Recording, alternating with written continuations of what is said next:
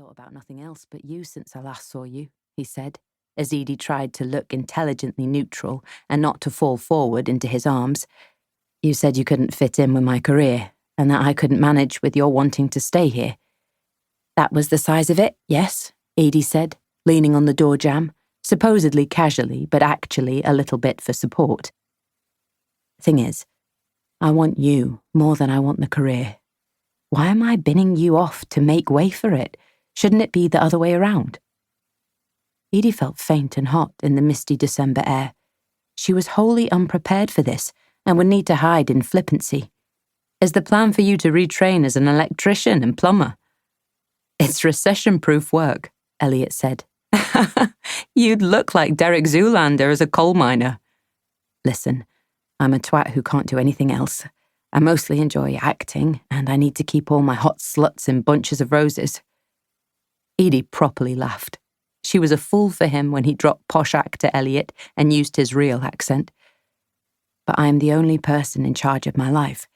If I want the jobs I take to suit having a girlfriend in the East Midlands, they will. Simple as that." A pause. "Elliot," Edie began, "it's amazing you'd offer." She adjusted her hands on the brown paper around the roses, felt her fingertips dappling it with sweat marks. "But I didn't give you up for trivial reasons. It was the hardest, most grown-up decision I've ever made, but I thought about it from every angle, and there wasn't any other way." "You sound like my mum when she had our cat, Inspector Boursin, put down." "Inspector Boursin?" "Don't ask. Fraser named him." "Okay, look. Saying this next thing is more intimidating than when I auditioned for Christopher Nolan and he said nothing for 30 seconds and then kind of nodded." "Name-dropping, even now," Edie said with warmth, rolling her eyes. "I'm gabbling because I'm so nervous," Elliot said. And whether he knew it or not, Edie was already in love with him harder than ever. "The practicalities are pretty much irrelevant. You're not—" He paused and swallowed hard. "Replaceable, Edie." "Ha! Well, you definitely aren't." That was glaringly obvious.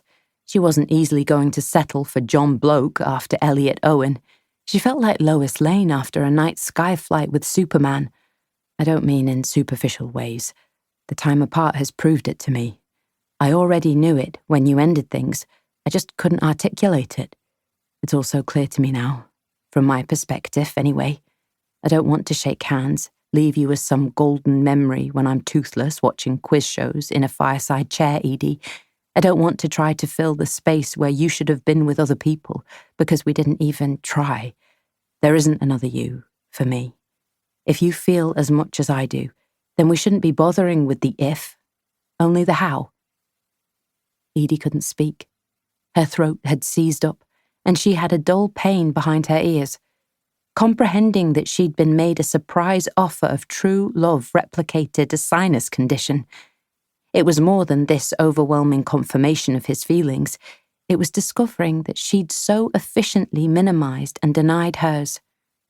Edie honestly thought she was done with living behind expertly constructed facades and lying to herself. It seemed she wasn't, because Elliot had turned her case for their separating inside out. He was right. The first principle was that they were, and remained, madly in love. Not that his job involved a lot of travel. He had offered compromises, never demanded she leave her home, and she had still rejected them out of hand. Why?